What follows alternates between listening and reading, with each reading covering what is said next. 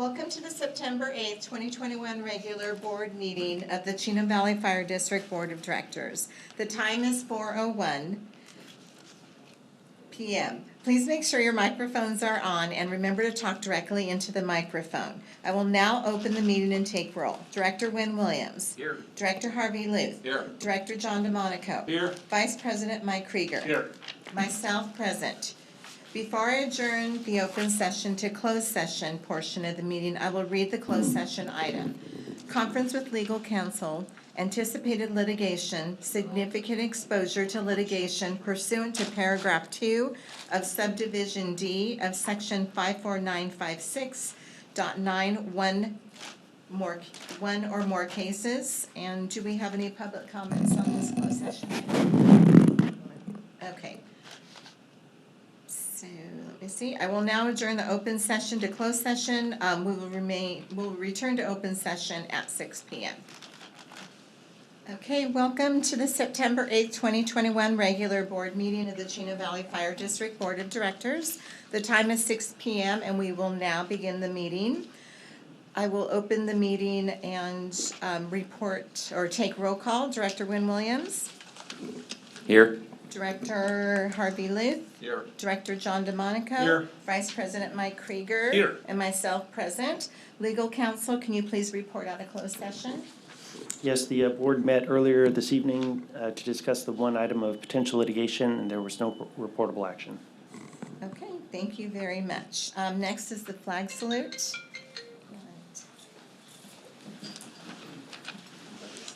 Would you please join me in the flag salute? Ready, begin. I pledge allegiance to the flag of the United States of America and to the republic for which it stands, one nation, under God, indivisible, with liberty and justice for all. And if you'll please remain standing for the invocation. And this evening we have Chaplain Henry Aguilar. Good evening, everyone. Let us pray.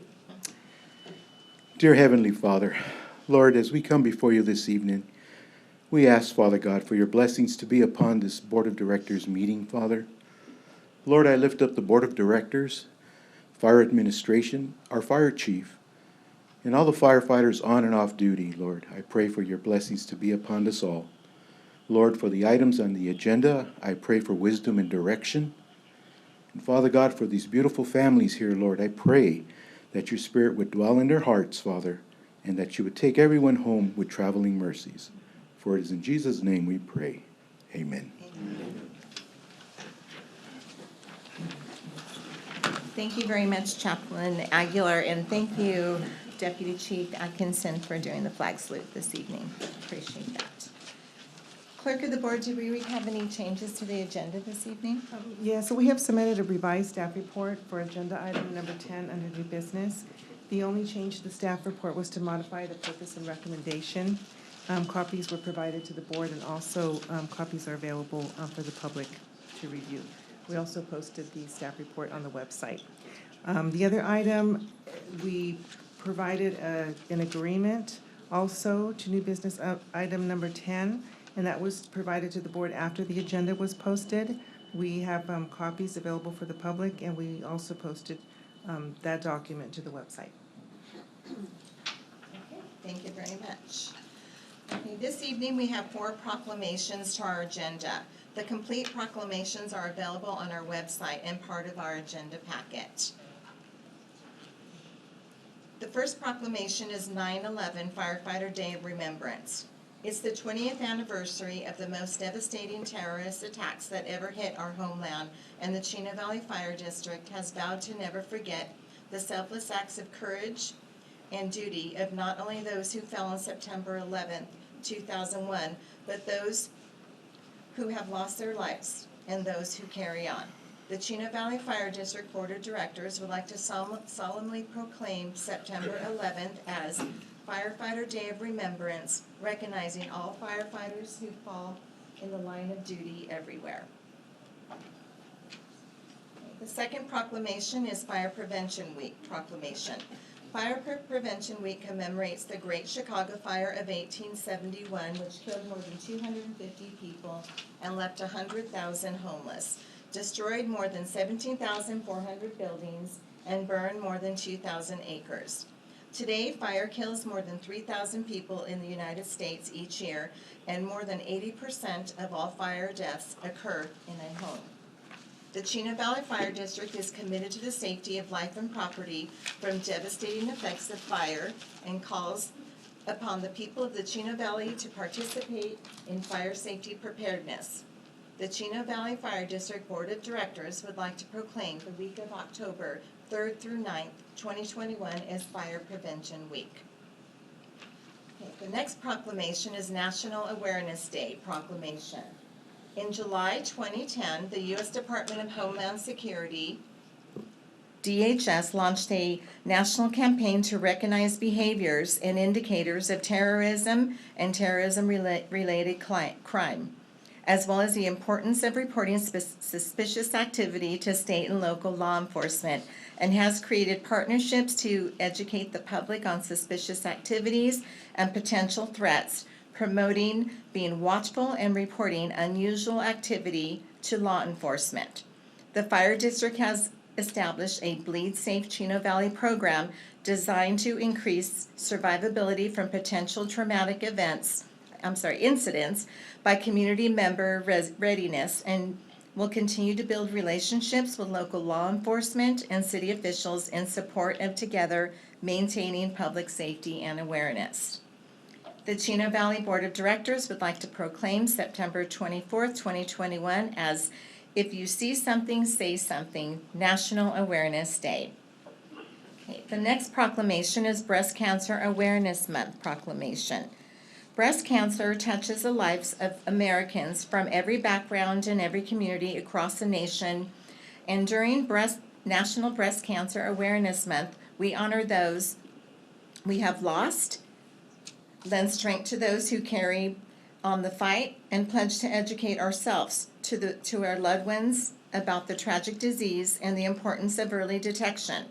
This month we stand with those who have been affected by breast cancer and together strengthen our resolve toward a future free from cancer in all forms. The Fire District Board of Directors would like to proclaim October as National Breast Cancer Awareness Month.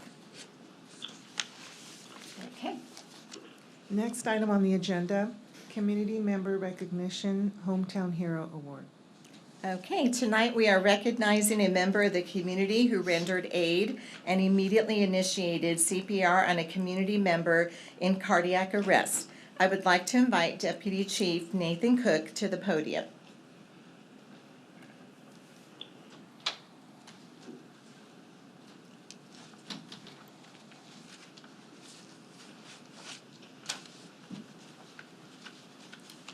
Good evening. On June 30th, 2021, Peter Pack, a resident of Diamond Bar, California, was playing tennis with friends at Grand Avenue Park in Chino Hills. While on the tennis court, Mr. Pack collapsed, suffering a sudden cardiac arrest. Jason Shin, a friend of Mr. Pack, was nearby and recognized the severity of Mr. Pack's condition. 911 was activated, and Jason rushed to render aid to Mr. Pack. He quickly assessed and determined that Mr. Pack was not conscious and not breathing. Jason Shin immediately initiated hands-only CPR to his friend. Jason continued to perform CPR for approximately 8 minutes prior to the arrival of Chino Valley Fire personnel. His actions proved to be life-saving. As firefighters from the Chino Valley Fire District arrived to the scene, they determined that Mr. Pack was still without a pulse and was not breathing. Fire District personnel provided high-performance CPR and exceptional advanced life support care, including delivering further electrical shocks to Mr. Pack's heart, administering IV medication, and expertly managing his airway. The crews worked tirelessly to regain Mr. Pack's pulse. Their efforts were successful, and after approximately 10 minutes, Mr. Pack's pulse had returned. The crews continued to stabilize Mr. Pack during ambulance transport to Pomona Valley Hospital. Chino Valley Fire crews transferred the care of Mr. Pack to Pomona Valley Hospital for further treatment and care. The hospital staff provided post-cardiac care of the highest level, ensuring that Mr. Pack would not only survive the cardiac arrest, but he would survive and maintain an exceptional quality of life. The Chino Valley Fire District recognizes that it takes a system to save a life, from cardiac arrest, a system that strives to develop a community-based integrated approach to managing sudden cardiac arrest. We also recognize that the layperson or bystander is quite possibly our greatest asset in helping increase survivability from a sudden cardiac arrest. The efforts of Jason Shin were exemplary and has saved his friend's life. We hope his efforts inspire others to be the help until help arrives. The Chino Valley Fire District recognizes Jason Shin with our Hometown Hero Award. We would also like to thank and recognize the efforts of our personnel crews from the district, the Pomona Valley Hospital staff for their contributing efforts, and to the staff that helped save the life of Mr. Pack. Lastly, thank you to Mr. Peter Pack for joining us tonight and for allowing us to share this remarkable story of survival. At this time, we would like to ask Jason Shin to come forward to be recognized.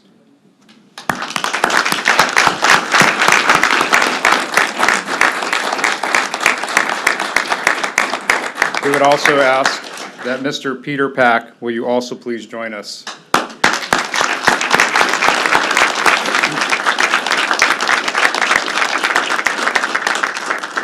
And before we present the award, we have Acting Fire Chief Dave Williams on the line, and he would like to say a few words. Chief? Thank you, Deputy Chief Cook. Mr. Pack, we're very, very pleased that you're still here with us, and we're very, very happy to have you with us tonight. To the crews and to the Pomona Valley staff, we want to applaud you for your ongoing efforts and your hard work. And on behalf of the Fire District, we applaud Mr. Shin, Mr. Shin, on his courageous act, and we thank you for your willingness to assist your fellow community member. Thank you very much. Thank you. Thank you very much. We would like to do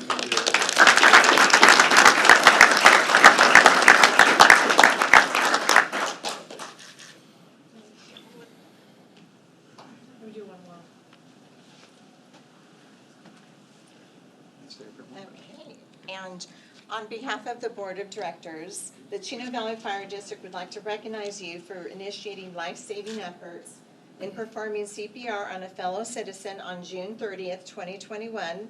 These resuscitation efforts continued until Chino Valley paramedics arrived on scene. Promptly initiating CPR to cardiac arrest victims is crucial in recovering a viable heart rate and reducing the risk of brain damage and death. These calm and decisive actions by you are credited to saving the victim's life. Thank you, congratulations. Thank you so much. Yes.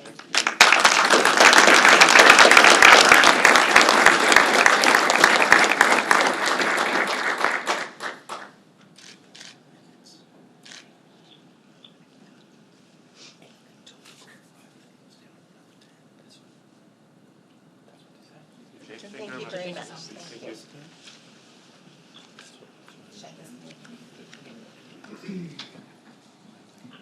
Next item on the agenda, Employee Service Award. This evening, we are recognizing 5 Service Award recipients.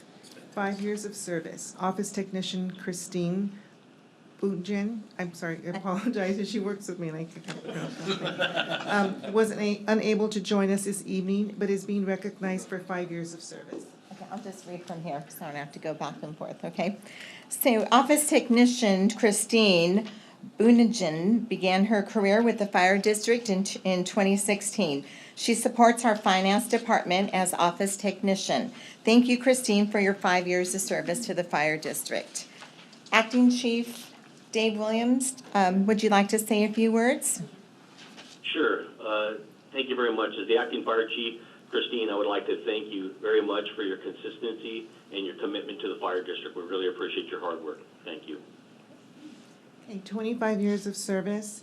As I call your name, please come forward and stay up front for a group photo. Battalion Chief Dean Smith. Okay. Dean began his career as a firefighter, promoted to medic in 1998 and engineer in 2006. He was then promoted to captain in 2007 and battalion chief in 2019. Dean has been very involved in the district's committees and recently has been the dispatch coordinator during our transition and was a member of our incident management team during the height of COVID-19.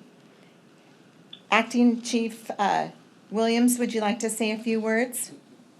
Sure, thank you. Battalion Chief Smith, 25 years is a true milestone, and we greatly appreciate your longstanding commitment to the fire district, and we wish you many, many more. Thank you. Thanks, Chief. Thank you. Would you like to present the award? Oh, sure. Sorry. Okay, I guess, yeah, okay. Got stuff for you. Sandra, is that from, this Sure. goes this way? Yes, it should be the first one. Okay, all right. I forgot the chief usually does that, and he's not here, so congratulations. Yes, we're so proud of you. Thank you for your continued service. Thank you. There is your service pin. Thank you. All right, thank Thank you.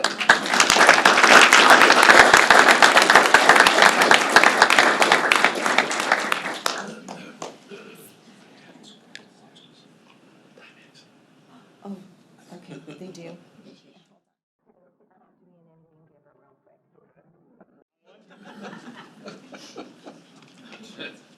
Okay, this is the real one.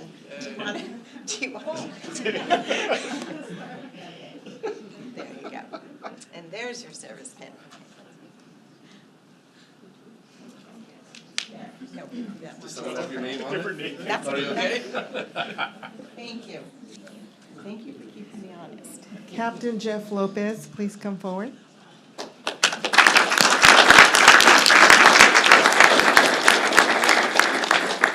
Okay, Jeff began his fire service career in 1996, was promoted to engineer in 2014, and captain in 2019. He is our hazardous materials team coordinator and certified swiftwater rescue. Acting Chief Dave Williams, would you like to say a few words? Sure, thank you. Captain Lopez, again, 25 years, what a tremendous accomplishment. We appreciate your leadership, and we want to thank you for your service to the fire district. Thank you, Chief. Appreciate it. All right, and congratulations. There's your watch and then your service award pin. Okay, there you go. Congratulations, yes. Okay. All right.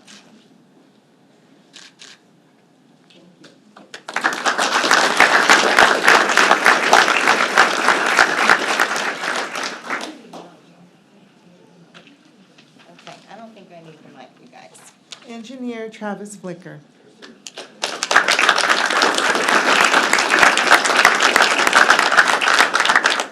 Travis began his fire service career in 1996 as a firefighter paramedic and promoted to engineer in 2012. Travis is a member of the hazardous material team. Acting Chief Williams, would you like to say a few words? Yes, thank you. Engineer Flicker, we want to thank you for your many years of service. We appreciate your diligence in responding to and from calls and keeping our community safe in doing so. And we want to congratulate you on your 25 years of service. Yep. Thank you. And on behalf of the district, here is your watch and then your service pin. Congratulations.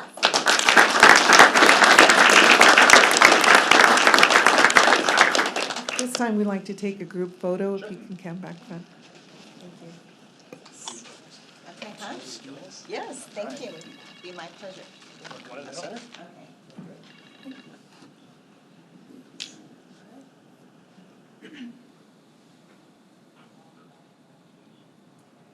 Okay.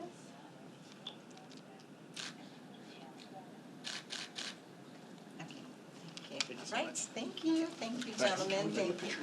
Of course, yes, no, of course. Can you? Thank you.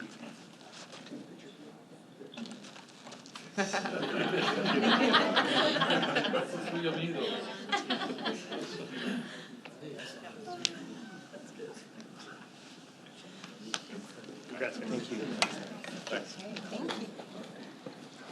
Now for our 30-year service award recipient. Deputy Chief Scott Atkinson, please come forward.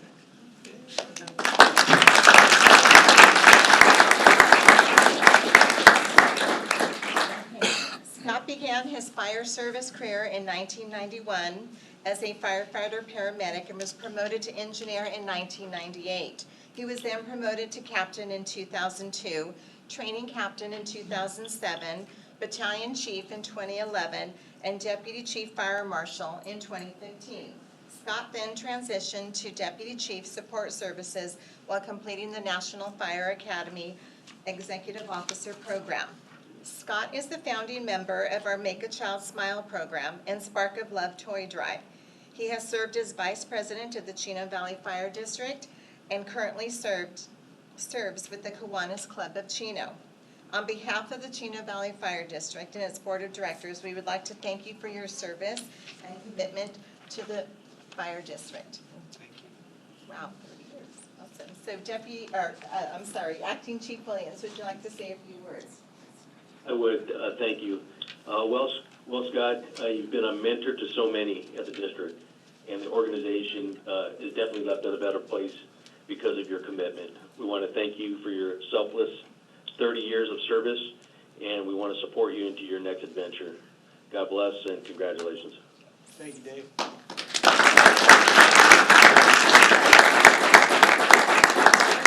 Congratulations, very well deserved, and on here it says, Scott Atkinson, Deputy Chief, in appreciation for your 30 years of service to the Chino Valley Fire District, 2021. Congratulations, and then your pin, yeah.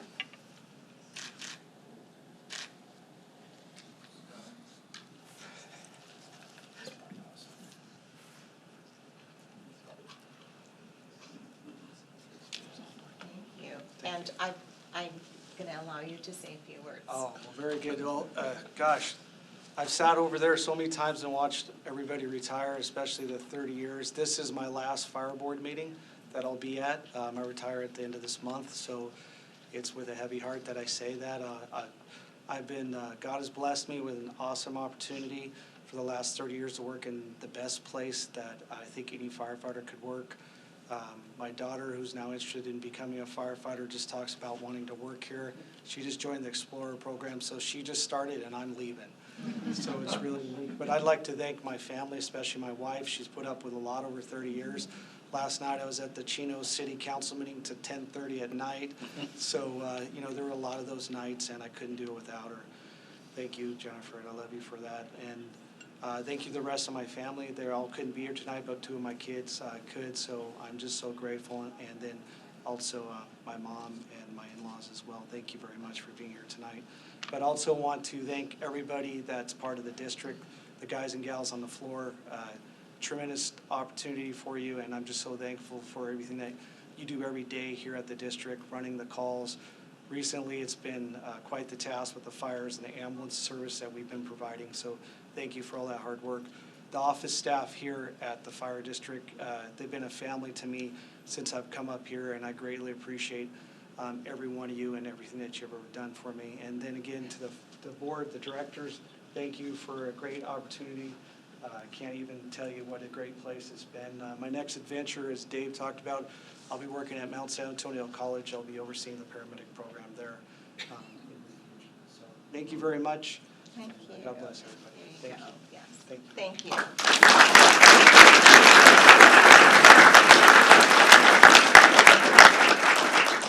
Okay, so we are now going to take a quick 5-minute break, so if you'd like to come and take photos up front, please feel free to do so for those who can't. Public communications. This is a time and place for the general public to address the Board of Directors about subjects that do not appear elsewhere on the agenda. The public may address items on the agenda at the time addressed by the Board. Due to Board policy and Brown Act requirements, action may not be taken on any issue not on the agenda. When you address the Board, please state your name and address prior to making your remarks. Please limit your comments to 5 minutes. And do we have any requests to speak? No? Okay, seeing none. Suzette Dang. Is Suzette here? Oh, hi, Suzette.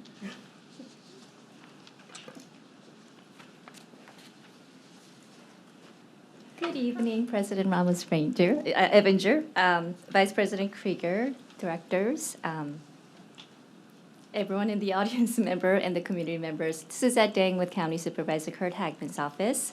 It's a pleasure to be here. First of all, congratulations to all our Employee Service Awards tonight, 25 years and 30 years, that's amazing. Deputy Chief Scott Atkins, who's not here right now, but congratulations to him as well. And We're going to miss him very much on his retirement, so I will catch him later. Tomorrow is our Supervisor Hagman's open house. We are very excited to see everyone there. We will be between the hours of 5 p.m. and 7 p.m. It will be held directly outside our district office, which is 14010 City Center Drive. Please come join Supervisor Hagman for some food and for fun and some raffle prizes at the end. And some of the county departments who will be joining us tomorrow will be the County Museum, the Regional Parks, Aging and Adult Services, Public Health, Library, Children and Family Services, West Valley Mosquito and Vector Control, Omnitrans, County Sheriff's and Chino Valley Fire District. And we would like to say a special thank you to our generous Chino Valley professional firefighters who will be providing food for the open house. We appreciate every one of you, especially the staff who's been working with us by email and phone calls and setting everything up. So we appreciate every one of you. Thank you. We'll have COVID-19 vaccinations available at the public health booth tomorrow. So for those who choose to receive it, it will be available at the booth. And Livestream Blood Mobile will also be in attendance, and then individuals will have an opportunity to donate blood. So that's tomorrow, very exciting. We hope to see everyone there. The second event is a document shredding event coming up in Saturday, September 25th, between 9 a.m. to 12 p.m. It will be taking place in Upland. If you have any questions, please contact our district office. It's 909-465-5265. Thank you. Thank you.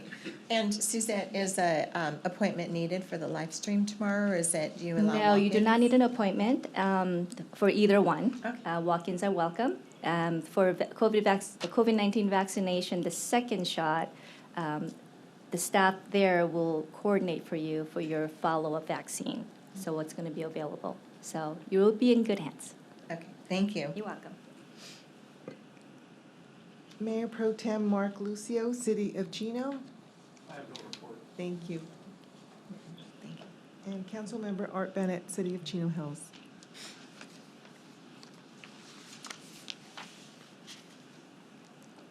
You know, I would never pass up an opportunity to address this board. Sarah, Mike, and group. What a night. You know, here we go. We've always talked about how Chino Valley Fire is one of the best districts, period. Okay? Well, when you have employees that are sticking around for 25 and 30 years, that should be self-evident. People won't stay that long if they're not really, really happy with where they're working. And of course, all of those wonderful people that were honored tonight are the very reason that the district does what it does. I was hopeful that Scott would get back in here. I guess he's dropping off his axe someplace. But, you know, it's funny because the city of Chino Hills will be 30 years old on December 1st. So he's worked here literally the entire time that Chino Hills has been around. So it's just a great time to, and I hope I can personally congratulate him again. You have my report, and I'm glad that we get it to you early so you don't have to listen to me go all the way through this. But there are a couple things that are going on that I do want to highlight. Tonight, across the street, starting 5 minutes ago, we're having a public meeting dealing with the McCoy Equestrian Center. It was agendized and formalized so that all of us council members could be there and not violate the Brown Act if we wanted to make comments. This is more important to me to sit through this tonight and because I want to hear some things about the AMR contract and see where we're at on that. So, but we're having that coming up this Thursday or next Thursday, the 16th. We're going to have an emergency preparedness workshop. Of course, people from the city of Chino Hills, Chino Valley Fire, and Chino Hills Police will all be giving presentations at that.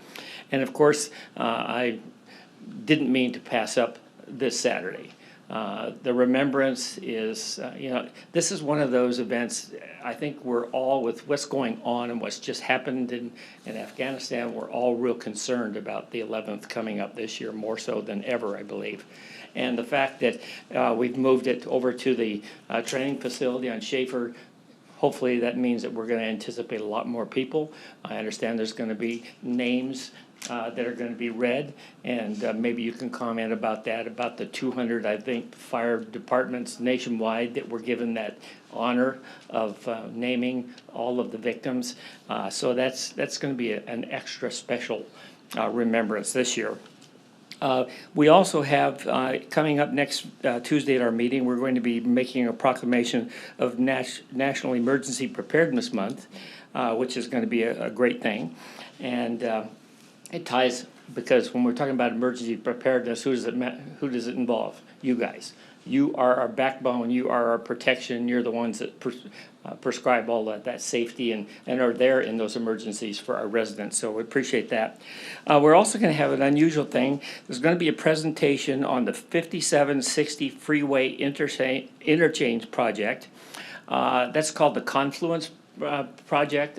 I'm not sure if you're aware of it, but in Diamond Bar for eastbound trucks, right now, you have, when you get past Grand Avenue, you have the right lanes are the 57 North, and then the Pomona there is continuing on east. And this Confluence program that's been thought about for many, many years is going to be happening. They're going to have to take a portion of the Diamond Bar Golf Course to be able to do that. We're going to actually have retired State Senator Bob Huff is going to be at our council meeting next Tuesday night to give a presentation on this. And for anybody that travels the 60 freeway, it should be very interesting. Because, I don't know what the number is now. It's literally hundreds of millions of dollars. But it's a major, major issue for people that travel that freeway, especially coming home in the evening when the trucks are fighting to keep you from getting over if you need to. So enough said about that. But it should be a very informational event. And I think I had one other thing I wanted to talk about here. And this thing, my fingers aren't working, it's sticking. Of course, this is going to be recognized at our September 28th meeting, and it will be Fire Prevention Week, which will be October 3rd through the 9th. So again, for your staff and for your department, we will be giving that proclamation. So essentially, that's it for this evening. I am not going to go over there yet. I want to stick around and hear the rest of the meeting. So thank you for allowing me this time to do it. And we love you guys, and you do a great job. And our residents are so fortunate to be in this area and be serviced by Chino Valley Fire. Thank you. Thank you very much. Chairman Charlie Blank, Fire Safe Council. Thank you. Next item, consent calendar. Okay, do we have any public comments on the consent calendar? We have no comments on consent calendar. Okay, if any board member wishes to pull an item from the consent calendar for discussion, please state your name and item number you wish to pull. Being none, at this time I would like to request a motion. So moved. I have a motion, I have a second. Second. Okay, so I have a motion from Vice President Krieger, and I heard a second, Phil, okay. All right. So I have a second from Director Luth. I'm going to take a roll call vote. Director Williams? Yes. Director Luth? Yes. Director DeMonico? Yes. Vice President Krieger? And myself, yes. Go with the Passes. assumption I'm going to say yes. Passes 5-0. Sorry about that. Old business, none. New business, item number 8. Chino Valley Fire District, Section 115 Trust Annual Report and announcement regarding U.S. Bank acquisition of PFM Asset Management, LLC. Purpose is to review, discuss, and approve the 2020-21 annual report for the Section 115 Trust, as well as review and discuss a press release announcing the proposed acquisition of PFM Asset Management by U.S. Bank. Finance Director Steve Heidi, please present your report.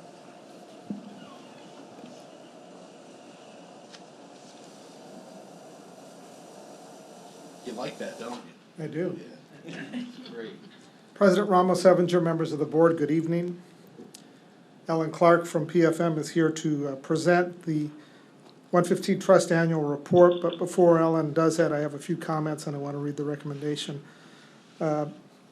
So to refresh the board's memory and for the public's information, at the end of, near the end of fiscal 17, the board approved the creation of an irrevocable 115 trust exclusively to fund pension obligations.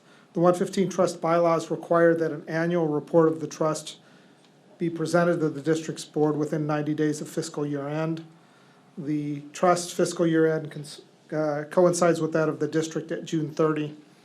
A total of $5 million was initially invested in the 115 trust in April of 17, and additional deposits totaling $550,000, including $170,000 last fiscal year, have been contributed to the trust since the initial deposit. Wells Fargo Bank serves as the trustee and fund custodian, and PFM is the trust administrator and also serves as our investment advisor. There is a 5-member staff-led 115 Trust Investment Committee, which meets quarterly to review trust performance and discuss trust management with PFM. The trust balance at June 30, 2021 amounted to just over $8.1 million, and again, Ellen will go through that in some detail here in just a moment. With that, I'll go ahead and read the recommendation and then introduce Ellen. It's recommended that the board review and approve the 2020-21 annual report for the Section 115 Trust, as well as review and discuss a press release announcing the proposed acquisition of PFM Asset Management by U.S. Bank. With that, I'd like to introduce Ellen Clark of PFM to present the 115 Trust Annual Report. Ellen? Thank you, Steve. President, members of the board, I am just going to take a bit of your time and talk a little bit about what's happening in the capital markets right now and report on how well this trust has been performing. So if you'll bear with me for just a minute, I guess I've got control here. I'm too used to the virtual environment here where. So as Steve said, the purpose of this trust is to fund the district's retirement benefits or a supplemental fund of benefits provided by CalPERS. The performance objective is 5 years or longer, so a long-term time horizon. And by putting it into a trust, you have access to a blend of stocks and bonds as potential investments. What we've shown here is we've shown the target asset allocation for the portfolio. Currently, we are managing a portfolio with 60% targeted to growth assets and 40% targeted to income assets. And the long-term return objective is to have a return of about 5.5% on an annual basis. So if you look down there, do I have a pointer here? You see that in the near term, we're actually not expecting this portfolio to quite achieve that 5.5% return. Why? Interest rates are quite low. But over time, over a 30-year period, we are expecting to well exceed that 5.5% annualized rate of return. I am pleased to tell you, and we'll go through it in a bit, the performance of the trust has been significantly better than 5.5% on an annualized basis. So let's start with what the markets have been doing, and this is for the market performance through June 30, 2021, your fiscal year. Again, let's focus here on the 1-year number, and you see there are some pretty amazing numbers. These numbers don't take into consideration the decline that we saw in the markets in March of 2020. So you've got somewhere in the neighborhood of a 41 to 62% annual return on domestic equities. We use that middle Russell 3000 index as a broad indication of the market, up 44.2% on a trailing 12-month basis. And then if you look out 3-5 years, the trust has been in existence about 4.2 years or 4.4 years and 2 months as of June 30. And you see an 18% return there for 5 years. You're not quite there, but an 18% return is not what we're expecting on a going forward basis. We are expecting something in the neighborhood of 6 to 7% as a 5-year return on stocks going forward. But if we look at international stocks, the top one here is what we look at is on the international side, about a 36% return on international stocks, not quite as good as U.S. stocks. Even long-term, not as good as U.S. stocks. We haven't seen quite as much stimulus, fiscal and monetary stimulus outside of the U.S. And so as a result, the economies haven't recovered quite as much. Emerging markets recently have struggled just a little bit because they don't have access to the vaccine and they've been hit quite significantly with the Delta variant. Looking down to fixed income, we actually see negative numbers, those red numbers on the fixed income markets. We have interest rates basically pegged at 0 by the Federal Reserve to support the economy right now. As a result, we have 0 to negative returns on fixed income, and am seeing that on a future 5-year basis, something in the neighborhood of 0 to 1% returns out of the fixed income markets. Not very attractive. So hence, we think that the portfolio won't have quite that 5.5% return here going forward. So what are some of the things that are influencing the markets right now? One of the things is inflation. Inflation for the Fed is targeted at 2% on an annualized basis. We have been sub 2% for quite a while, and we are peaking quite a bit above that right now. Here are some of the areas that we're seeing contribution to the inflation. Energy, used cars and truck prices have gone through the roof. If anybody's been traveling lately, not only airline fares, but rental car rates are very significant. But those are relatively small components of the CPI. So we are running a CPI number or an inflation number, a consumer price index of about 5%, 5.3% as of right now. That is expected to be transitory, temporary, call it another 12 to 18 months. Probably will pull that average number up over 2%, but we're not too concerned about it. We have had significant fiscal stimulus, money pumped into the system by government action, and you see the difference there between fiscal year 2019 and fiscal year 2020. Several $1 trillion of support to the economy. You can see where that has come. Income security, a significant area there, healthcare, and some of these other non-defense areas, rental support, a number of other areas to support the population as we had to shut down the economy last year. On a going forward basis, the expectation is that the federal deficit will decline and become less significant. These are projections on a going forward basis over the next 5 years. So some other things that are influencing the economy, we do look at real GDP, or gross domestic product, as a measure of the economy. The consumer is 2/3 to 3/4 of our GDP growth, and you see 6.5 to 7% is what is expected for 2021. That will moderate considerably in 2022 as expectations, and then settle in at about the 2% range on a going forward basis. So I would say modest growth on a going forward basis. That 6.5 to 7% is that rebound as we have some pent up demand. We actually have more disposable income because we haven't been spending money. So the consumer is out there helping the economy right now. We have seen the consumer pull back just a little bit with the increase in COVID cases over the last couple of months. Now let's turn to the district's portfolio and some of the changes that we've made to the portfolio in the past 12 months. We actually have touched the portfolio a number of different times as we navigate this marketplace here.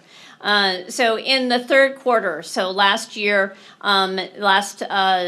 July, August, September, we increased the allocation to international equity, and we had put in a temporary position of convertible bonds and municipal bonds, some income return for the portfolio, taking advantage of some underpriced sectors of the market and just riding that for a very short period of time, only about 4 months. Then in the fourth quarter of 2020, we again increased our allocation to international, but we did that with a small cap allocation, a small company allocation outside of the U.S. We increased our allocation to something called structured debt.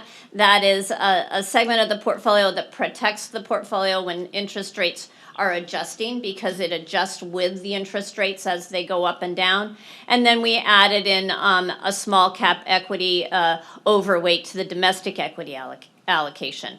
In the first quarter of this year, we actually took money out of fixed income because of those low interest rates, and we added to what we call REIT. We added a position in REITs, real estate investment trusts. They yield quite a bit higher than what we're currently able to get on fixed income. And we added in a commodities allocation for an inflation hedge and to take advantage of that $1 trillion infrastructure bill that's sitting in Congress right now. That is a longer term play that we expect to play out over the next couple of years. As of June 30, as Steve said earlier, the market value is at about $8.1 million. And you see the tactical positioning of the portfolio there with a little bit of an overweight to domestic and international equity. That allocation to other growth is that real estate or real estate investment trust allocation.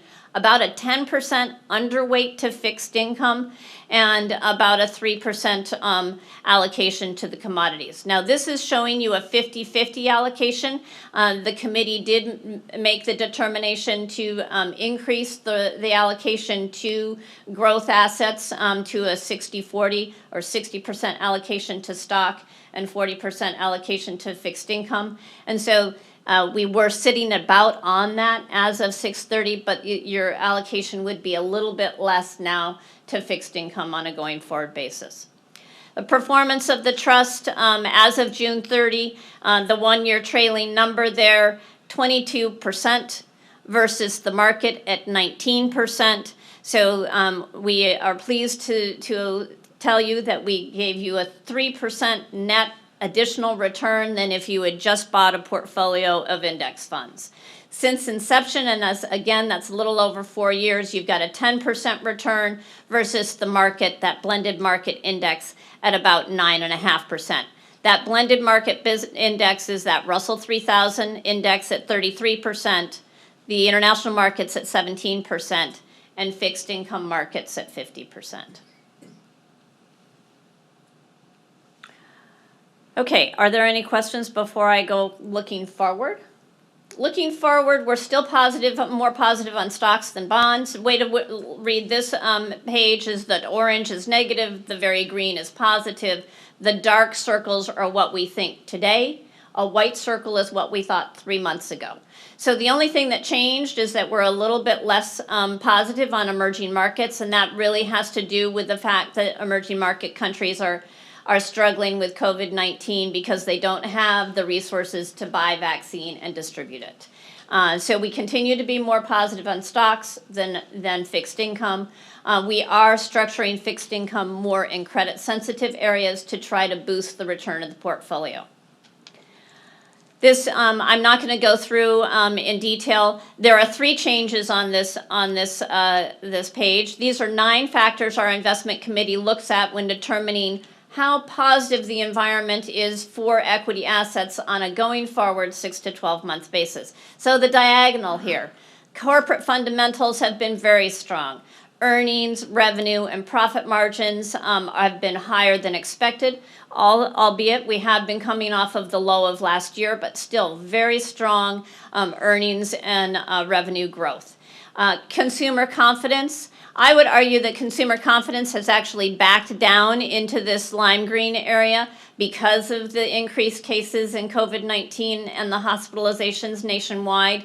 But still, the confidence is there and people are spending money. The housing market continues to be strong as an example. And then fiscal stimulus. We are expecting that fiscal stimulus won't be quite as robust as it has been. We do have that $1 trillion infrastructure bill sitting in Congress right now, although I did read something about some other fiscal stimulus being talked about just the other day. But we are thinking that we will have a back off of fiscal stimulus there on a going forward basis. So that is the report on the portfolio. Now let's talk about U.S. Bank. U.S. Bank Asset Management and PFM entered into an agreement for PFM to be purchased by U.S. Bank Asset Management early in July. This transaction is due to be completed somewhere in the first couple of weeks of December. PFM will become a wholly owned subsidiary of U.S. Bank Asset Management. My job has not changed. I'm continuing to be employed. I'm continuing to service my clients. The blue might change on my card, and there may be a tagline that says wholly owned subsidiary of U.S. Bank. I don't expect any change in my role on a going forward basis, although with acquisitions, I'm sure that there will be some consolidation. I don't expect that to be evident for another 12 to 18 months. The combined assets of U.S. Bank Asset Management and PFM Asset Management will be more than $325 billion.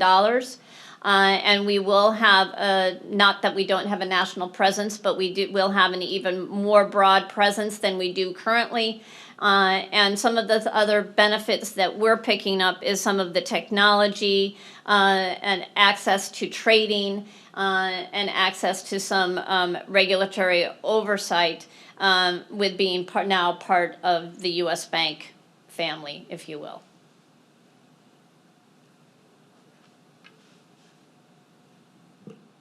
Are there any questions? Well, All said and done questions? Can I go? Is that okay? No. I appreciate the update on that. Oh, I'm sorry, go ahead. Yeah. So do we have any, She has to do her thing first. yes. Do we have any requests to speak on this agenda item? We have no request to speak. Okay, this is the time for the board to comment, and you'll wait your turn. Director Williams? I have no comments. Thank you. Director Luth?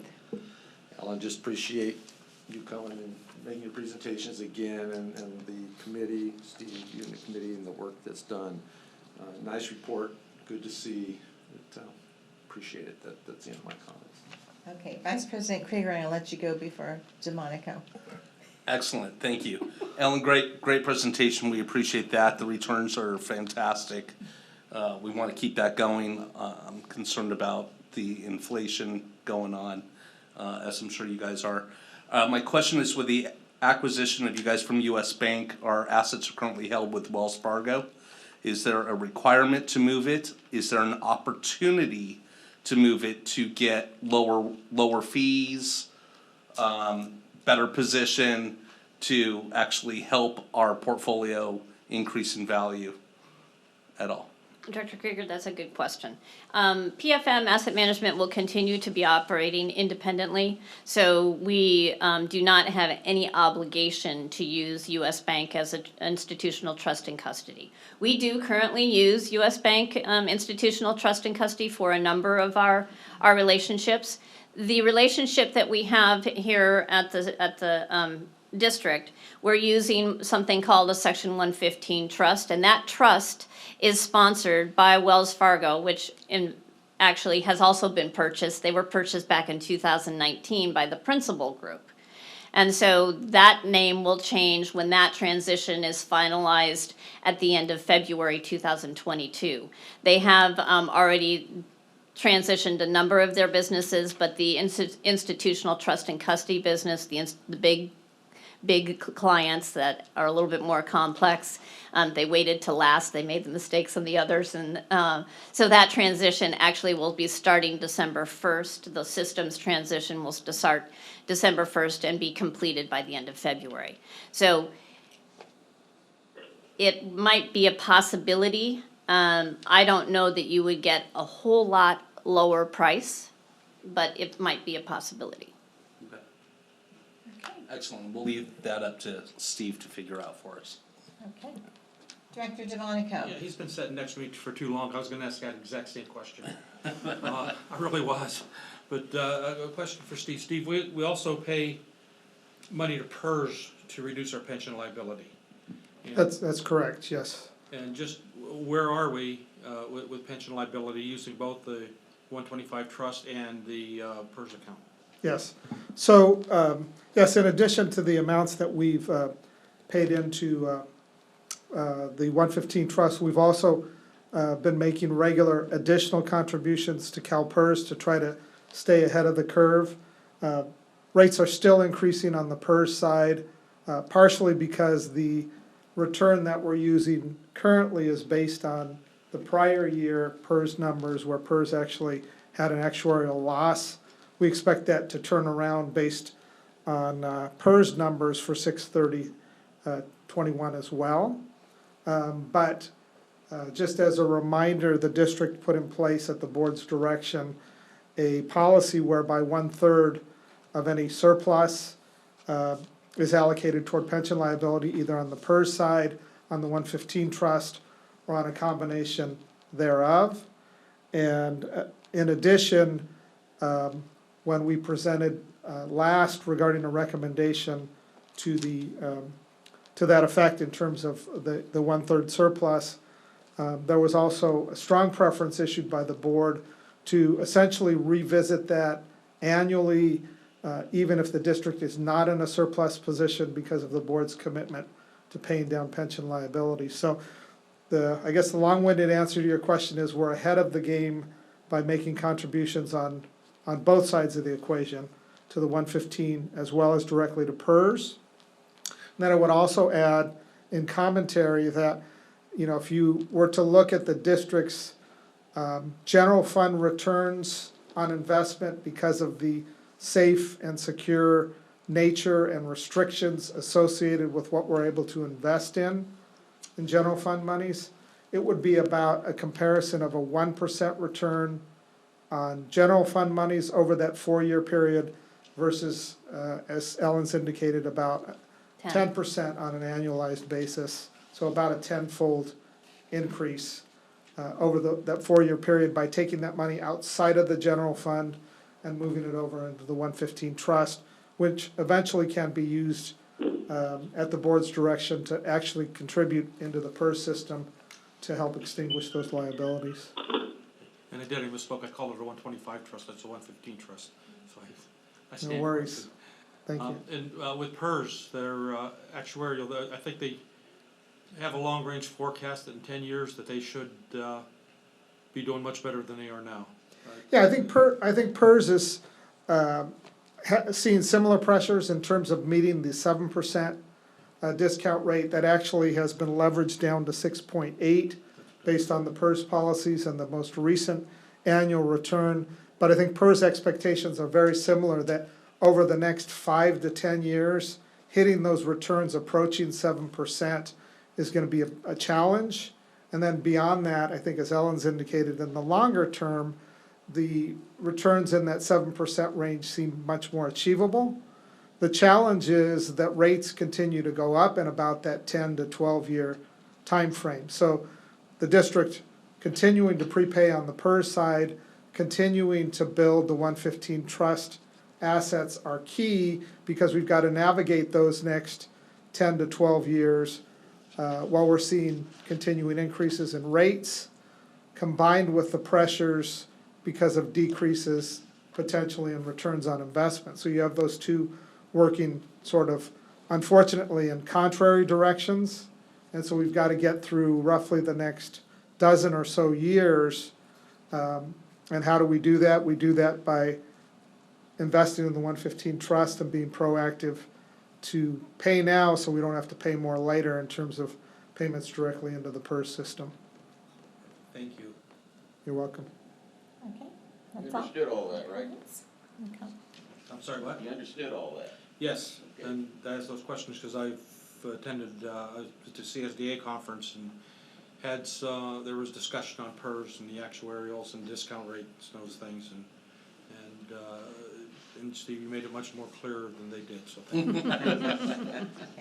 you. All right. Well, Ellen, it's always a pleasure to have you. Thank you again for the presentation. We appreciate you coming out this evening. Thank you very much. It was my pleasure to be here. Okay. Thank you, Ellen. And at this time, I would like to request a motion on this item. I'd like to make a motion to approve. Okay, so I have a motion. Do I have a second? Second. I have a motion and a second. I will now call for a roll call voice vote. Director Williams? I vote yes. Director Luth? Yes. Director DeMonico? Yes. Vice President Mike Krieger? Yes. And myself, motion passes 5-0. Item number 9, resolution number 2021-26, properties declared for weed abatement. Purpose of this report is for the Board of Directors to review, approve, and adopt Resolution 2021-26, identifying properties declared for weed abatement within the fire district. Fire Marshal Barnes, please present your report. Good evening, President Ramos Evinger and members of the board. Community Risk Reduction has conducted inspections of the fire district for properties where a fire hazard potentially exists or does exist due to weeds. Before you is resolution number 2021-26 and a list of properties that are declared for weed abatement. The fire district will mail notices to all property owners on the list advising them that the hazard needs to be abated. As required, we will hold a public hearing at the regular board meeting on October 13th, 2021 for any property owners wishing to address the board on this matter. Re-inspections are scheduled to commence the day after our public hearing, allowing us to determine which properties have complied and which ones still need clearance. Any properties failing the re-inspection will be assessed a non-compliant penalty through our administrative citation process. We will begin utilizing private contractors to abate any parcels on or after October 14th. Resolution 2021-26 has been amended to allow for public purpose based on the continuing state of emergency. It is recommended that the Board of Directors review, approve, and adopt Resolution number 2021-26 regarding the declaring and noticing of property owners for weed abatement. Okay.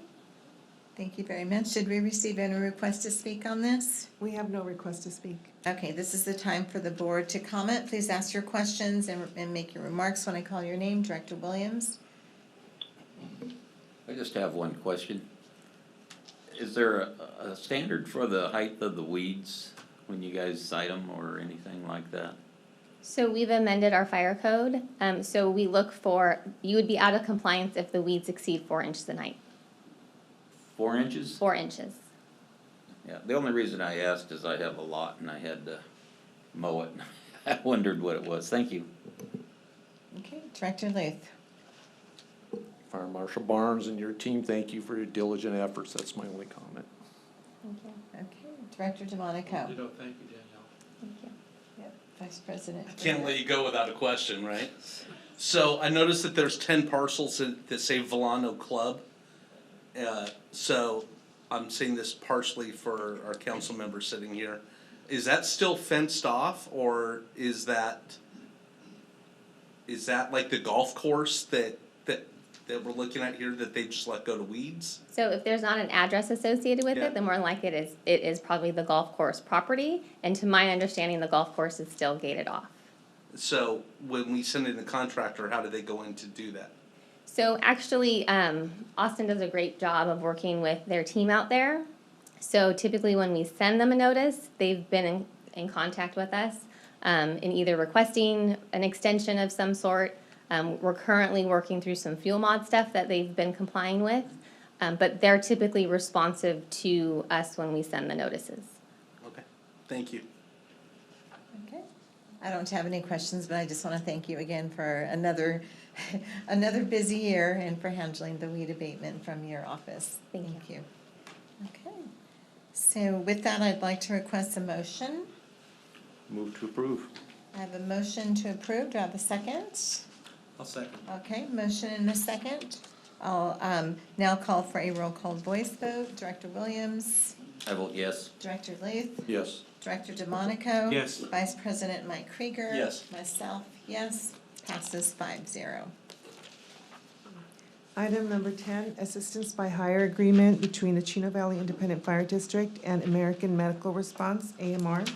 Purpose is for the Board of Directors to review and approve the assistance by hire, ABH, agreement number 2021-06 between the Chino Valley Independent Fire District and American Medical Response, AMR, and authorize the acting fire chief or his designee to execute the ABH agreement.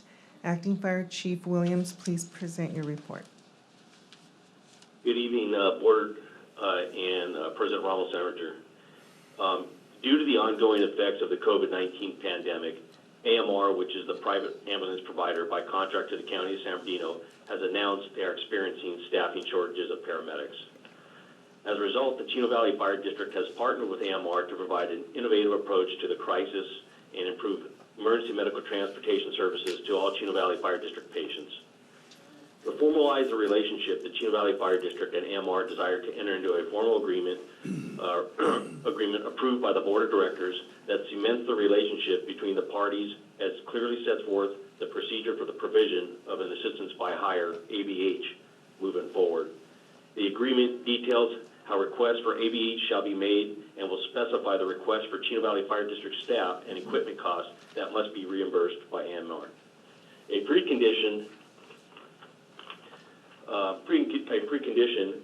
effective date of the contract, once executed, shall be reimbursed to district for all ABH services rendered to date.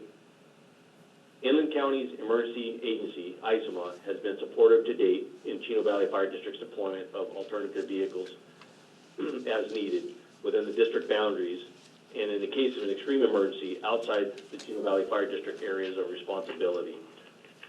The ABH agreement between the Chino Valley Fire District and AMR was verbally initiated on July 3rd, 2021, and has been operational since. The assistance by hire agreement will continue to allow AMR to request Chino Valley Fire District to staff and deploy alternate transport vehicles during a 24-hour period or shorter when AMR is experiencing staffing shortages.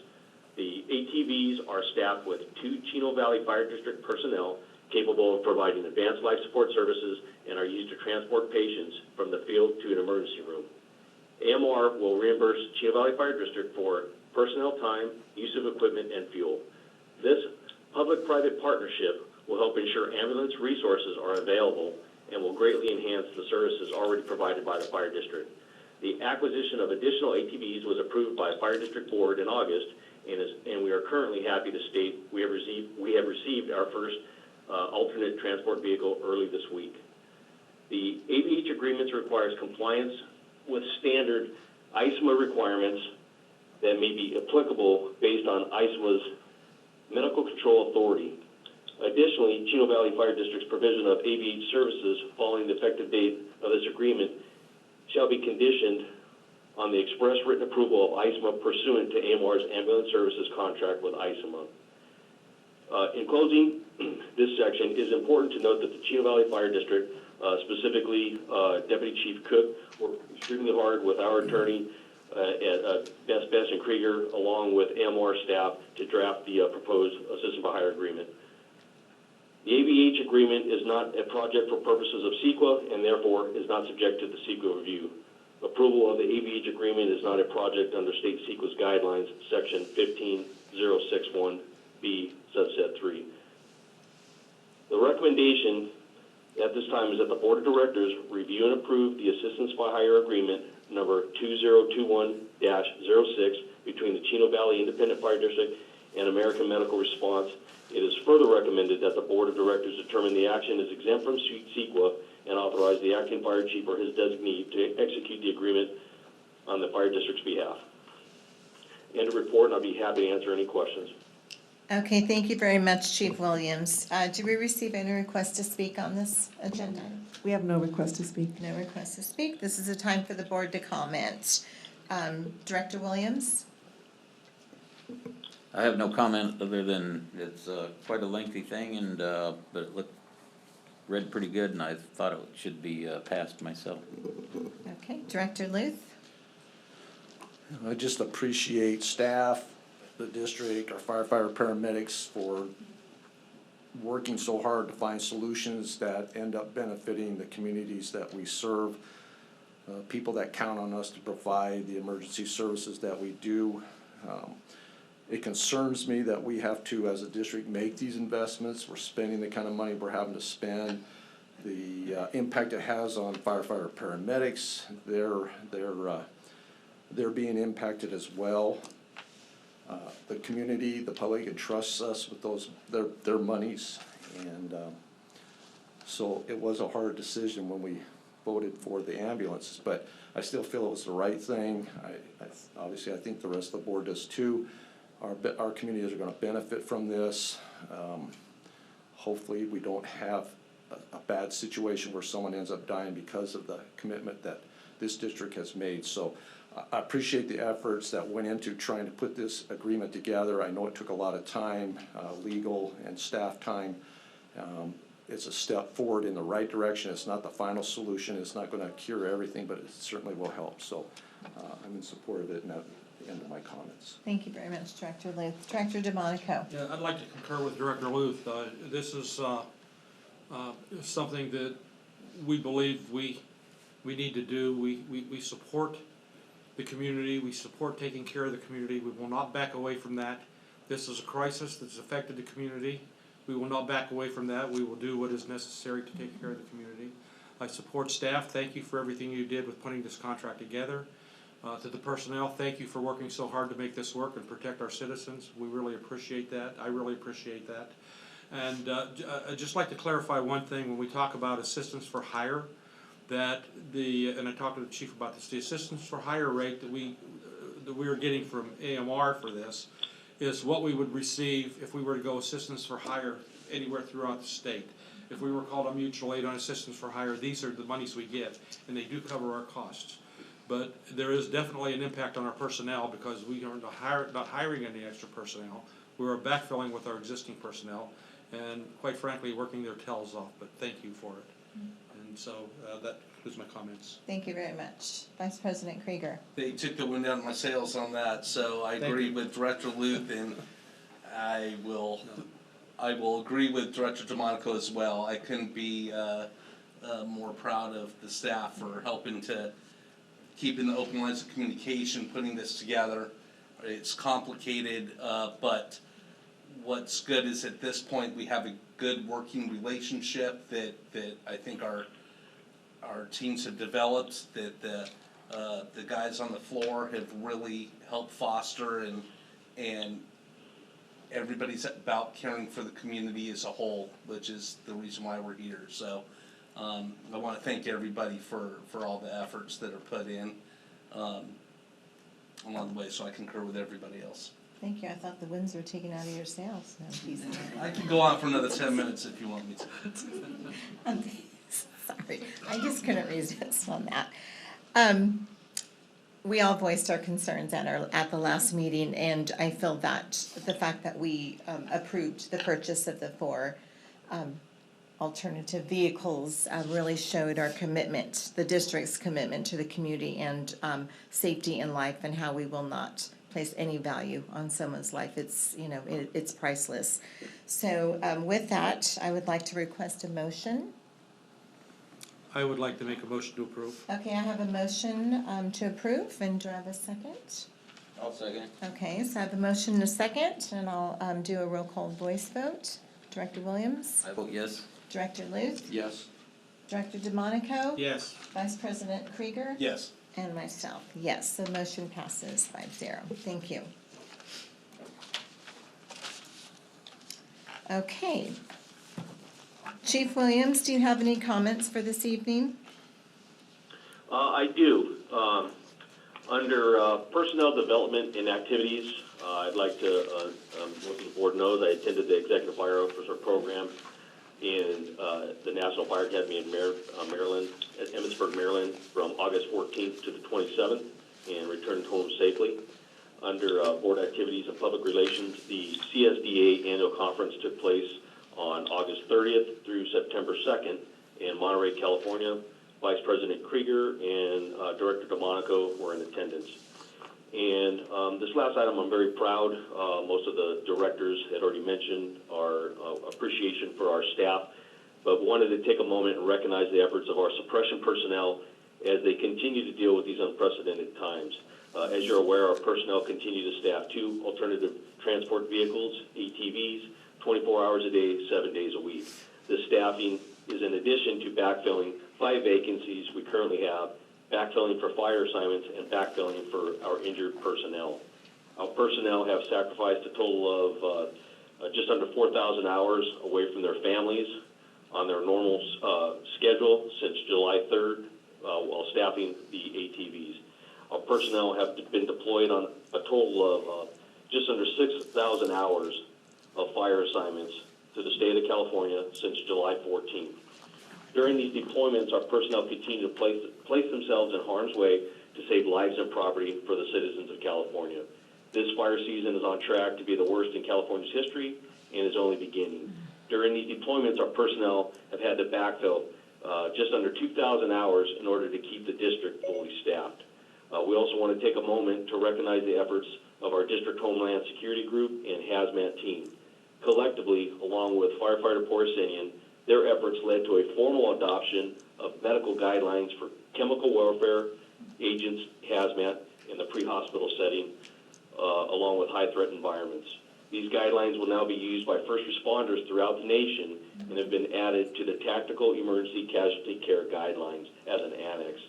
Our personnel have been involved in this national effort for over 3 years, and we are extremely proud of their accomplishments. And at this time, I'd like to go ahead and pass it over to HR Director Christy Kuchwara for a recruitment update. Thank you, Chief. All right, for our firefighter paramedic recruitment, the first round of testing was 2 weeks ago. We'll have a makeup testing day next week. Unfortunately, we had some that were unable to attend due to strike teams and COVID-related issues. For the deputy chief internal promotional, 4 candidates were interviewed last week, and the fire chief selection interviews are tomorrow. And for the battalion chief internal promotional, that closed this last Sunday.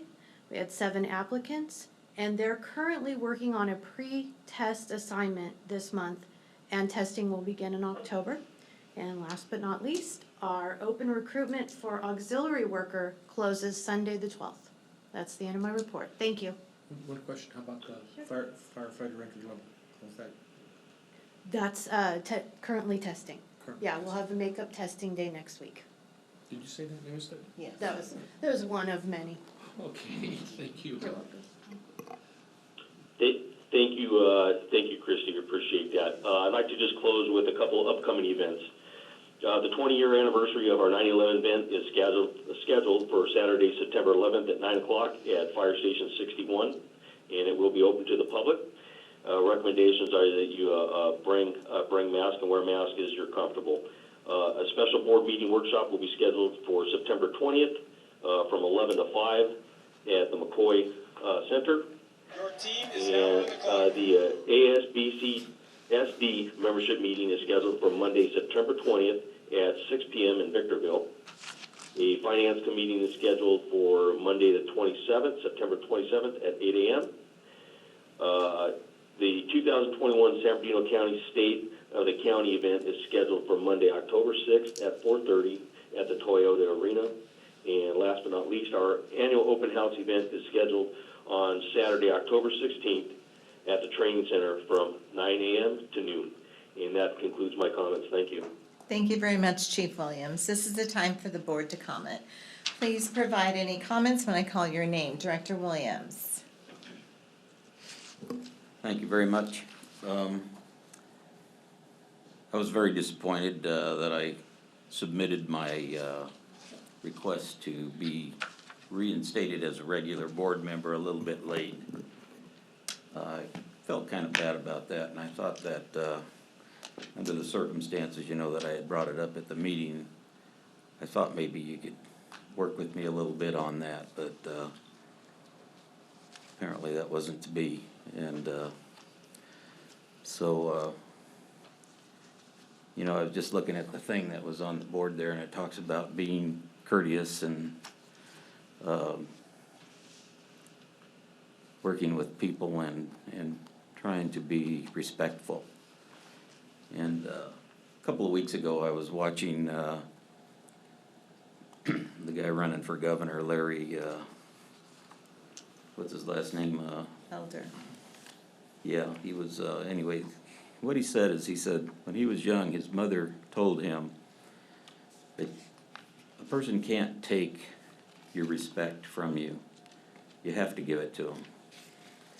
And, you know, I've tried to work with you guys a lot these last couple of years and whatnot, and I feel like you didn't treat me right, you know, when I asked to be put on the board and treated like a regular person. I just had a situation here in the last couple of days from when I went on the trip, and I asked Ariana about meeting with her. Oh, she can't meet with me because of the things that you guys put on me.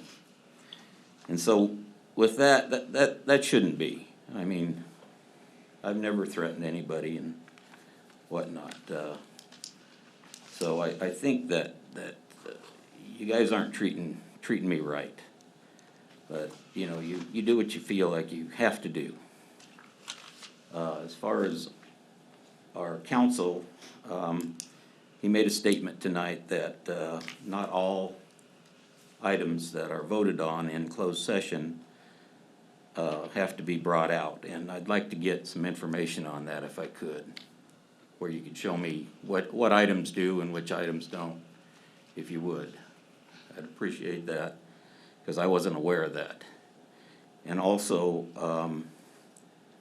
the fact that the board can tell me as a director that I can't talk to people, that I'm supposed to be kind of like directing and stuff. And I'd like to see information on that, where it says that the directors can tell one director he can't talk to the employees and stuff. So if you would, please do that, because that's put a real crimp in my ability to do my job. And it'd be very helpful if you would show me why and how, because I'm quite certain you're the one that directed the board in regard to the fact that they could tell me that I couldn't talk to employees in the district.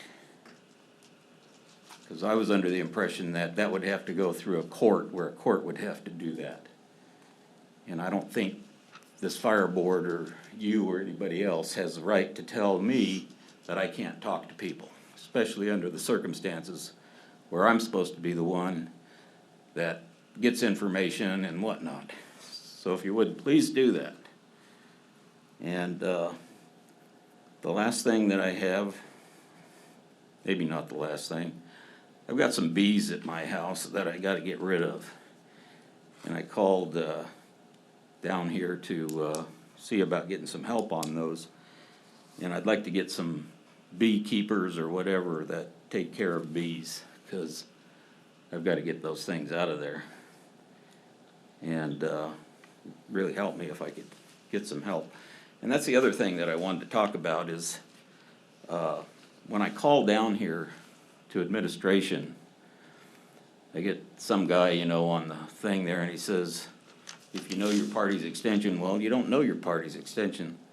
You very seldom do, and then I try and use the voice and whatnot, and I'm usually unsuccessful.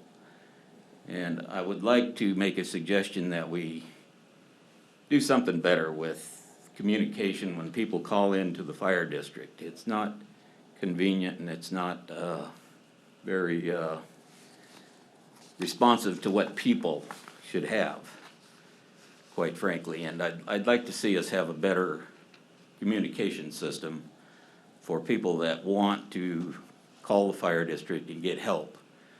I mean, there was one time when I was supposed to talk with Mike Krieger and the fire chief, Shackelford, and I couldn't get in, I couldn't get anything going. I had to call 911, and they're the ones that called the fire chief and got me connected. And that's not the way it should be.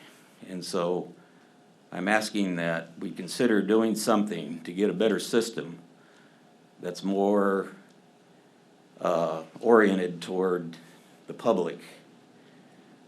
And so that's where I am on that. Tonight, just before the meeting, Chief Scott Atkinson informed me that a guy that I worked with when I started with the fire department back in 1969 died recently, probably last day. And I just wanted to report that, you know, it was pretty bad, and I feel bad about it.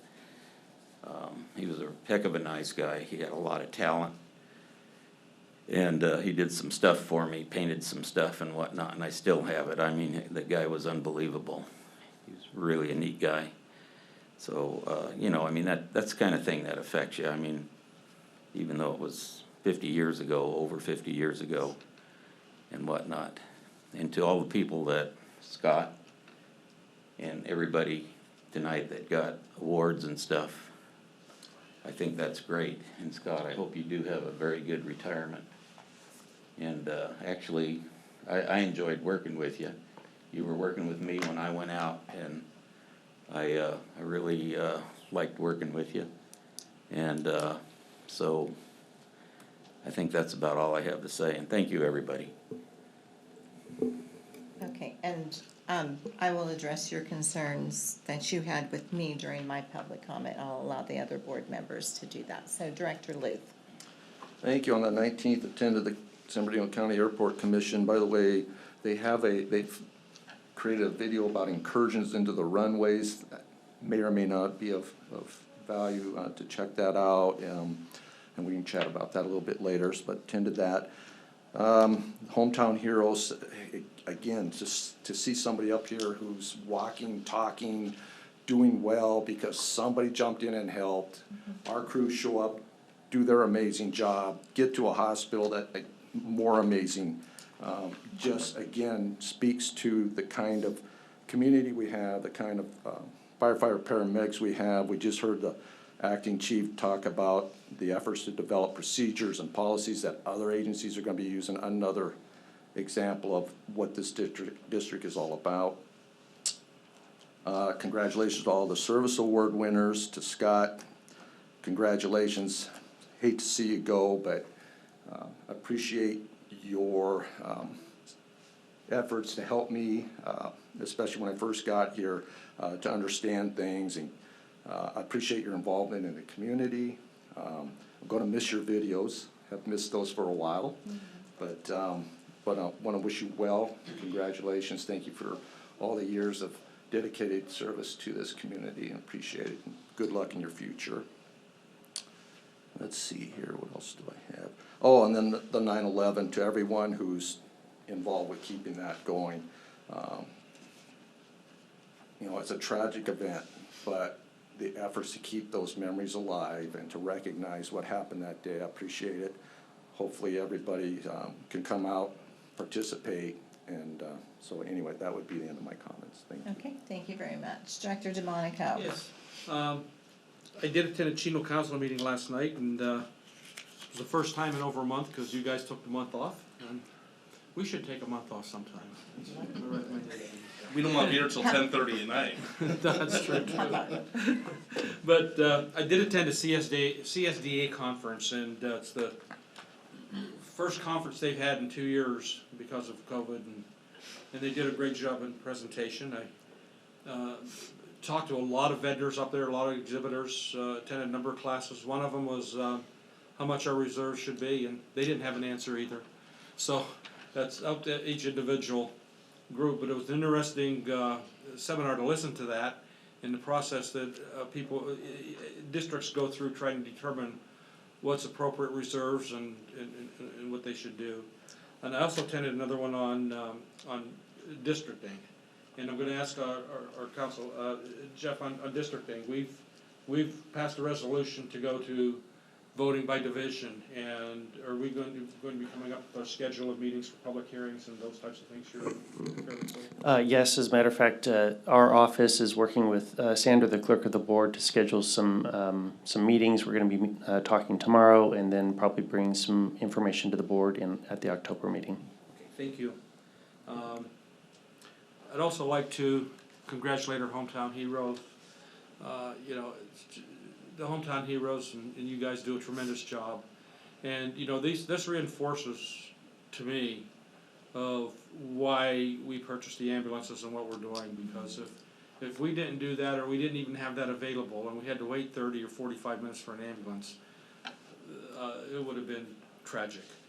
So I was just so grateful to all of you, to my board, for doing what the right thing to do is for our community, and I'm really proud of that, and reinforces why I'm here. Congratulate all our service awards tonight. Tremendous 3 25-year awards and 1 30-year award. We're losing that 30-year award. Scott, congratulations. Retirement's a personal thing, and when you make that decision, it's a personal decision. Much as I hate to lose you, I'm happy that you're taking advantage of retirement and moving on to the next chapter of your life. It'll be exciting, and you'll have a good time, and we will miss you. Lastly, everybody, next month, Breast Cancer Awareness Month, make sure you wear pink or Sarah's not going to be happy with you. I had my comment there, so thank you. I actually texted her about it today. Okay, and I'd like to invite everybody, let me run it up here real quick, I know I got it somewhere. The Chino Valley Lobsterfest. Chino Rotary has changed their name to the Rotary Club of the Chino Valley, because when Chino Rotary first incorporated in 1925, in one of the first Rotary clubs, there was only Chino, and it was incorporated in Chino, but it really encompassed the whole valley. So they've taken advantage of the fact that they are the Chino Valley Rotary, not the Chino Rotary. But the annual fundraiser is the Chino Valley Lobsterfest. It's on September 19th. It's at the Chino Fairgrounds. I think the hours are like from, well, I'll look them up here real quick. I think they're 1 to 8. It's going to go on all day long. Wow. And there's a lot of food. It's not just lobster. They've got, they're going to have ribs and barbecue and music and some libations. And but it's going to be a fun time. And it's the annual fundraiser. A lot of the money that the Chino Valley Rotary makes that goes into the foundation goes back locally. It's not all given away internationally. Very little has been given away internationally. Matter of fact, it all goes back into both communities. But I would like to encourage you to attend that if you want to participate. It's a good event. Tickets range from $25 to $85. Of course, the more you spend, the more you get. The $85 is the VIP, and you get everything with that. So look at it. It's the website is.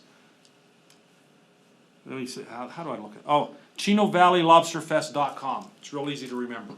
So look it up, buy your tickets, and I hope to see you there. And I also hope to see you Saturday morning at Fire Station 61 for the 20-year remembrance of 9/11 in support of all those who were affected by that tragic outcome that day. And that will conclude my report. Okay, thank you. Vice President Krieger. All right. So I attended a school board meeting at one Chino Hills meeting because they were dark for the second one. The chief and I met, had a agenda review meeting, a finance meeting with the team. I also attended the CSDA conference. It was very good. They had some really good breakout sessions. Two of them in particular that I enjoyed attending dealt with the potential for a $100 million fund that the state of California has for COVID relief funds for special districts, because as we all know, special districts were not included in any COVID relief reimbursement funds whatsoever.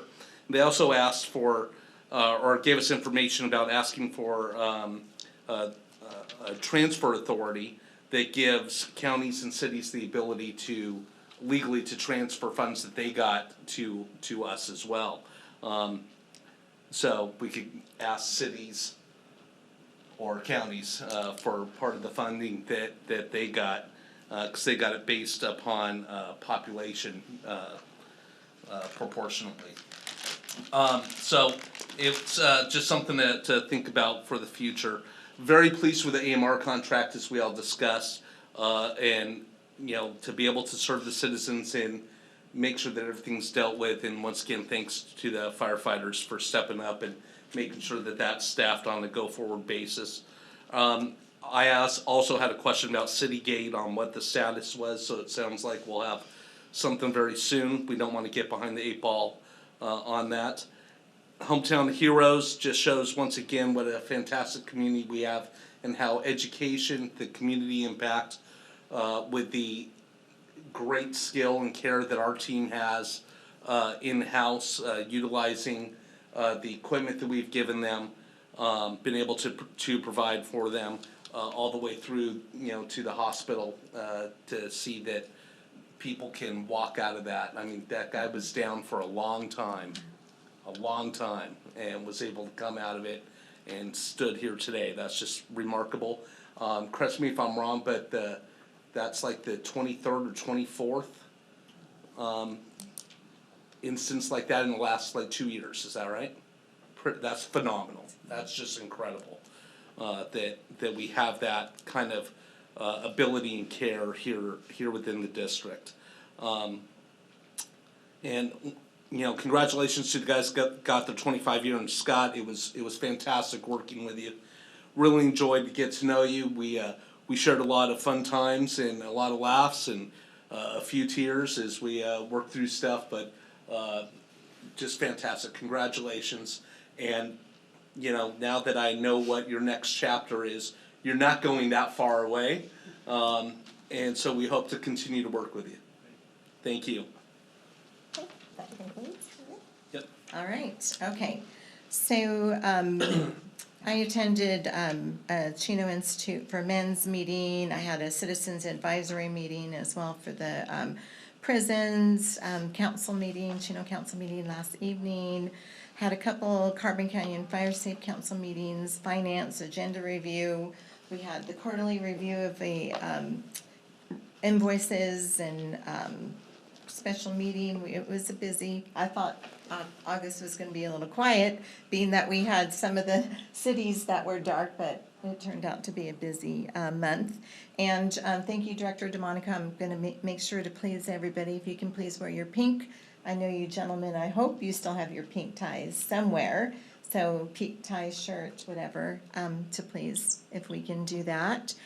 The service awards, it's just always awesome to see that, to just how people have been around, stick around, and the dedication to our community. And to Scott, I am so happy for you. I've always had a really special relationship with you, and I really appreciate my husband just really, really liked you so much. He loved having conversations with you because I think you were probably one of the few who could have those high-tech conversations with him and truly understand some of the things that he used to talk about. So congratulations to you and your family, and I'm real proud of you and wish you all the best over and put out some good paramedics for us so we can continue to recruit and hire. So thank you for that.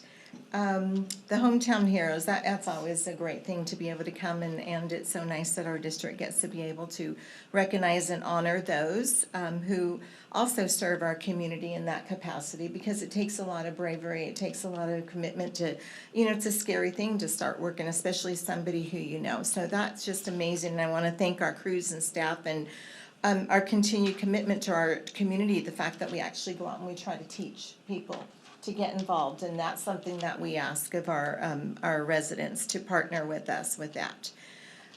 So there were a couple comments made this evening by Director Williams, and I'm going to address those at this point. So in regards to me not having courtesy to you, Director Williams, when I first took office here as president, I asked the clerk of the board to let everybody know what the policy is, how to place an agenda item on the board agenda. On December 10th, she sent out the email to all board directors and laid out the policy. It was quite a long email, laid it out, also included a copy of the form. On Tuesday, January 28th, there was a reminder due to a verbal request of wanting policy put or an agenda item placed. So as a courtesy, we reminded the entire board how to place an agenda item. We also included the form on there. February 1st, the chief followed up, and it was just, at the time it was Chief Tim Shackelford. He followed up and he sent it directly to you and let you know that this is the way it goes. When you, at the last board meeting, you asked for it to be agendized, and I asked you to please submit the form. That's notated in our agenda minutes, which you also approved, so you motioned to approve that.